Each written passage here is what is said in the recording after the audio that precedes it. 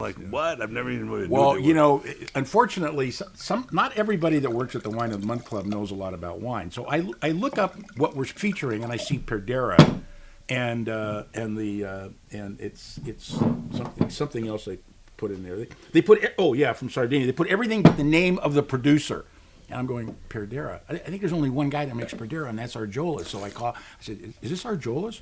No, it's Perdera. Well, look at the label. Oh, yeah, it says Arjolas on there. Arjola, yeah.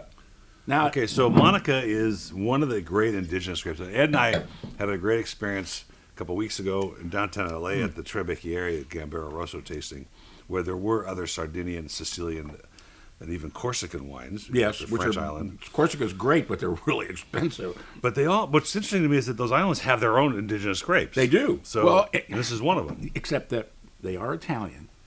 So you have to put that into perspective. Welcome to Italy. You see, Monica is also known in France as Grenache. Oh. Or no, that's Cananao. Sorry, Cananao is Grenache. But yeah, they give it different names, but it's the same name somewhere else. Or it's the same grape somewhere else, you know? I mean... Well, it has to be because they get transplanted, but Monica, this particular version... what I love about all the island wines, Sicily, Corsica, Sardinia, is this Mediterranean savoriness, which this has a little bit of in the finish.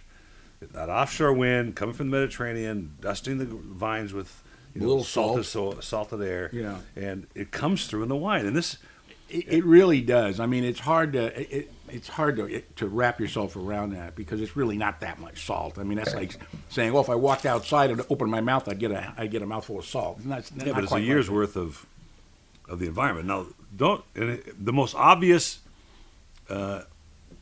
description of the influence that could have that I've ever tasted was a wine grown near Gilroy. Garlic capital of the world. Yeah. It smelled like garlic. Yeah, when you drive through Gilroy, it smells like garlic in the air. Sure. And it was in the wine. And I forgot what wine. It was Clos La Chance, I think.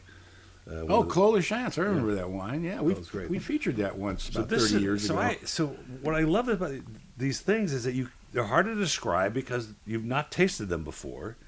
And here's a wonderful spice component in this wine. Great balance, great leanness through the palate, and a great long finish. Well, $25 I think is a little expensive, but $15.99 is a great deal. Yeah. I mean, that's $25 is about what they sell.